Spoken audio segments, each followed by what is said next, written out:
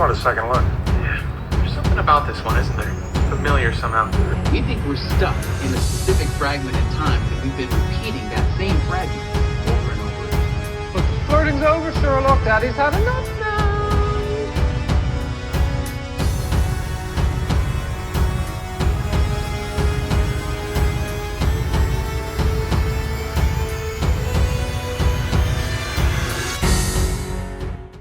Hello and welcome to You've Seen It Before, TV reviews and connections in mind. The Mandalorian Season 1 has completed its 8-episode run on Disney+, and it is the first live-action Star Wars TV series and stars Pedro Pascal as the titular Mandalorian, along with a whole host of guest stars, including, but not limited to, Gina Carano, Taika Waititi, Carl Weathers, too many to list. And this series takes place approximately 5 years after the events of Return of the Jedi, and follows the exploits of the titular Mandalorian, a member of the Guild of Bounty Hunters, who is tasked by an ex-Imperial scientist to hunt down a treasure, no questions asked. But it turns out that that target is a lot more trouble and a lot more complicated than the Mandalorian originally thought. And the rest of the series focuses on how he deals with the fallout from that fateful decision at the end of the first episode. Now, this video will contain spoilers of the entirety of the 8-episode run of The Mandalorian Season 1. And as well as certain other films and TV series. I'll put a full list in the description below. And if you have not finished The Mandalorian Season 1 all the way through yet, or any of the films or TV series listed below, and want to wait until you have, I'll be giving my spoiler-free thoughts of the series before I get into any spoiler discussion. But just so you know, there will be spoilers later on in this review. So, just some spoiler-free thoughts on The Mandalorian Season 1. Is it worth that all-important subscription to Disney+? Is it just a good series in general? Is it worthy of a Star Wars live-action series? I would say yes, yes, and yes. This series, I mean, my gosh, they did so much work on this, and it looks so good.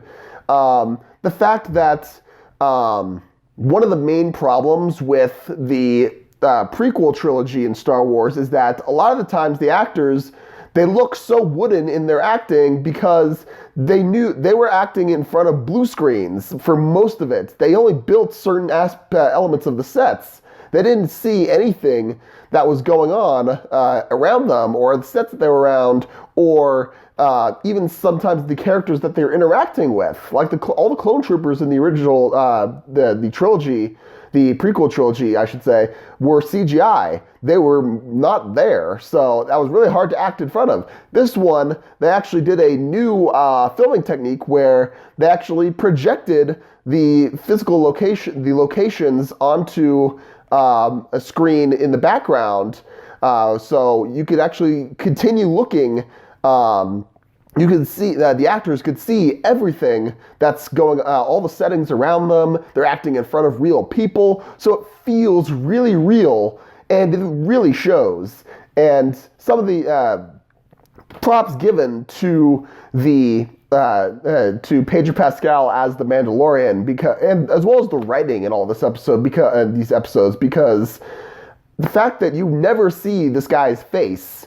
But he's able to convey so much emotion, and his voice is like a voice modulator, and it's fairly monotone throughout the whole series, but you're able to get so much emotion just by how his inflections are, even how the music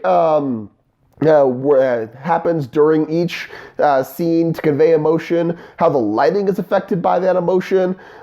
It's communicated so well, and even if it's different from how we've been used to television the last few years, in that while there is nominally an overarching story that ties all these episodes together, it doesn't act that way throughout most of it. It's not like Stranger Things, where all 8 episodes are essentially chapters of the same story, and you need to watch all of them all in the same order in order to understand what is going on. This one, I could actually pick out episode 4, episode 7, and for the most part, I would be able to follow it fine. And I think that's a sign of a pretty good television series. One that, a format that, for the most part, I think has been lost over the last few years of in the golden era of television. So it was refreshing for that to come back.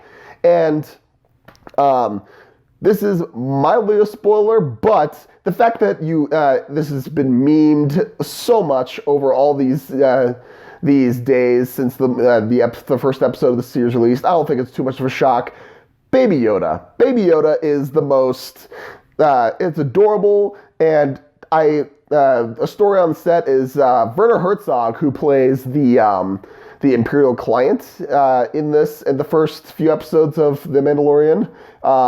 They actually shot him, the scenes with him twice, where he and Baby Yoda have to be in the same scene. Once with the puppet Baby Yoda, which you see throughout the entirety of the series, and then the second time with a digital stand-in, so that it would be replaced with a CG doll later on. And they actually went with the puppet, and it looks so good. The fact that it's a throwback to how the original Yoda was with a puppet, and this puppet conveys so much emotion. My one little quibble about Baby Yoda is that he uses the same stock baby sound effects that we've heard throughout the entirety of TV history with baby sound effects. There's like 5 or 6 standard baby sounds that you can pinpoint as being from this episode of this show or that part of whatever movie it is, and that can be kind of take you out of it a little bit, but thankfully they're few and far between. Overall, and another great thing about this series is that not only a lot of these episodes were directed by guest directors. I think maybe a couple of them were a couple episodes were directed by Jon Favreau. He directed, I believe, the first one. He might have directed another one later on, but the fact that different guest directors can come on, like Bryce Dallas Howard, Taika Waititi directed one. I forget her name now, but she's going to go on to be the full-on sole director and creative head of the upcoming Obi-Wan series on Disney+. The fact that these different voices can come in and put their own unique spin and emphasis on different episodes, and it still feels like the same narrative throughout, that's impressive. And I think this pulls it off quite well. Again, most people who are used to the binge model of streaming show releases where you get all the episodes at once may have been turned off by the fact that this was a weekly release schedule. To that I say, you know what? It builds the hype. It makes Star Wars an event again, which honestly the last few years with Disney owning Star Wars, with the new Star Wars coming out every single year, after a certain point that kind of got old. The Force Awakens was an event because we had 10 years between Star Wars movies to build up hype.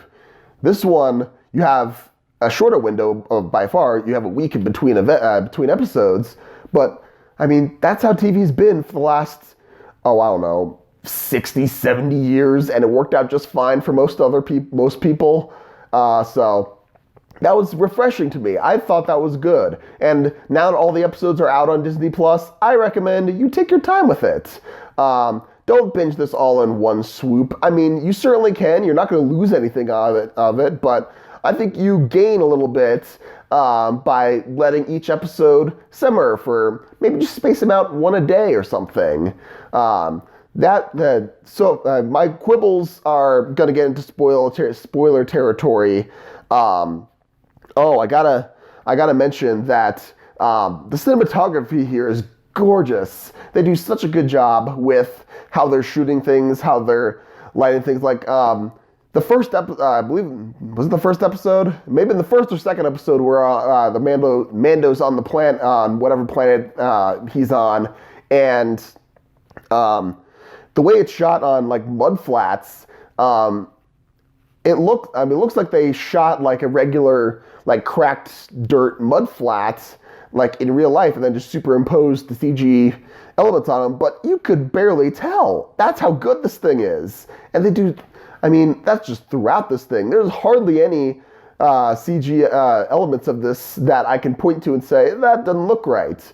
And that's a testament to how much effort they put into this. So, well done. And also, apart from one or two scenes in certain episodes that might drag out a little long, they actually do a good job of blending in, blending a good mix between humor and drama in this episode. They do, like, The Mandalorian's really funny, actually, so, and they do a good job. So props to them. I highly recommend checking it out if you haven't seen it. So those are my, if I'm going to give season 1 a grade, I'm going to give it a solid A. It's not going to get a full A+, because I do actually have some minor quibbles, mostly personal things, but still a solid A. Way to hit a home run on the first go. Hopefully season 2, which will come out late fall 2020.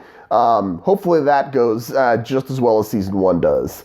So those are my spoiler-free thoughts of The Mandalorian season 1. Now let's get into some spoiler analysis as certain plot developments and character arcs that you saw that may seem familiar to you and where you may have seen them before. The fact that this is very inspired by Westerns is fairly obvious. The Mandalorian as a show is very much like a gunslinger in heart, and it focuses on the Mandalorian, at least for episodes 2 through 6, and it's mostly just him bouncing to different places, doing a job, and going somewhere else. He was like a very nomad-y kind of person, kind of like Clint Eastwood it was in the Dollars trilogy, Fistful of Dollars, Few Dollars More, and Good, Bad, and the Ugly. He kind of goes from place to place. But I believe it was episode 4 or 5 where the village on this one planet is being constantly harassed by these raiders who happen to have a AT-ST lying in the woods, and they hire Mando and I forget her character name, but Gina Carano's character, the rebel shock trooper, to protect them and as well as to train them in their specific thought. That was familiar both from Westerns in general, specifically the Magnificent Seven, which has this this vibe of bringing in these 7 gunslingers to protect this village against a bad guy from them. Also, there's an episode of Star Trek Enterprise from season 2, I believe, Marauders, which has a very similar plot in which the village or this small little mining community on a planet is being harassed by a group of Klingons, and the Enterprise crew helps defend them and train the locals into defending themselves. So there's that element as well. And also the fact that the Mandalorian was contracted by this ex-Imperial scientist to track down Baby Yoda. He didn't know that it was Baby Yoda at the time, but then once he finds out what Baby Yoda is, that he was the target, then he decides to go against it and protect them. I point this to a episode of Stargate SG-1 entitled Deadman Switch, in which Eris Bach, a bounty hunter, captures SG-1 and forces them to capture his target, who he tells them is a Goa'uld agent, but it turns out he is a Tok'ra spy who has important information, and then the bounty hunter, who after a series of events has Teal'c in his captivity as a prize, he then defies the Goa'uld by making it look like he destroyed his ship, and it sets Teal'c free, and then he goes on his way to now made an enemy of the Goa'ulds. So there's that element similarity, but what other similarities did you see in The Mandalorian Season 1? I probably missed something. And also, what did you think of The Mandalorian Season 1 as a whole, all 8 episodes?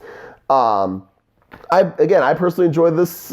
Again, all the pros, like I said, Baby Yoda, awesome. The cinematography, awesome. The fact that Pedro Pascal's Mandalorian has so much emotion, even though you can't see his face, Awesome. The cons that I noted that were going to be spoilery, I feel it's kind of, I like Ming-Na Wen as on Agents of S.H.I.E.L.D. I think she's a badass, and I thought that her involvement was relegated to one half of an episode, and then we didn't see any rest of her for the rest of the season. I feel like there wasn't enough of her. Also, the flashback of Mando's childhood. It's good that they showed it, they teased it at the beginning, and then they showed it in full at the end, but I thought they showed it once too many times in between. We didn't need to see the same tease more than that. That's just my opinion. Also, the fact that there were only 8 episodes in this season and that they're relatively short. Again, this was probably very expensive to make. They probably couldn't make too many, but I don't know. I kind of wanted more episodes in this season. That's why I'm so excited for season 2. I want more. That's probably a good thing, but I'm kind of disappointed that this season was only 8 episodes. Again, like Stranger Things does it in 8 episode chunks. I understand that, but the fact this is more or less a return to traditional TV style, that feels like a short season to me. Also, as someone who doesn't watch the Clone Wars, doesn't watch Rebels, I have to look up all these references that they make to Clone Wars and Rebels. Specifically, I had to look up the Darksaber and the specifics of Mandalorian culture and history. And yeah, that's cool, I guess. But for someone who hasn't watched it, that can be a little bit tiring that, oh, wait, now I have homework. So, but that's just me. Other people, they're loving that. I personally am glad that the blurgs, I love them they're the creatures, they're a little smaller, but they're the creatures from Ewok's Battle for Endor. So, cool, nice. So yeah, those are my thoughts, spoilers and all, of The Mandalorian Season 1. Like I said, what did you think of the season? Did you like it? Did you not like it?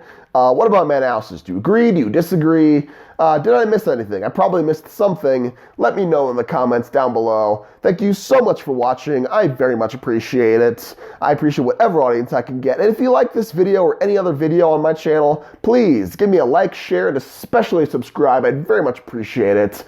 Again, thank you so much for watching. But just remember, there is nothing new under the sun. And yes, you have seen it before.